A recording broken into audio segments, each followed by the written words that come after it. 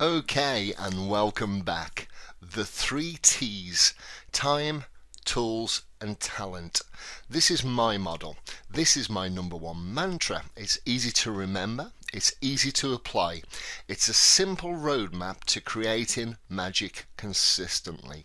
It's so simple, in fact, that I'm surprised that no one else has come up with it. Anyway, no one did, so I claim dibs on the phrase the three T's: time, tools, and talent. It's mine, but feel free to borrow it. Okay, if you take the principles that you are going to learn here and apply them, you can all but guarantee that you will be a successful leader and manager and help create high-performing superstar individuals and teams. Now, early on in an assignment, I will always arrange a meeting with the whole team and talk them through this model and my philosophy. You see, I'm a firm believer that everyone has the potential to be amazing, and I've seen it happen repeatedly and consistently.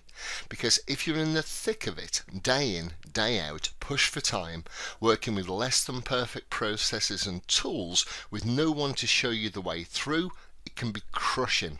The ceiling is low and it may be getting lower under the pressure. That's what they know. That's what they experience, and that's their world. My world is different. I'll see you in the next lecture.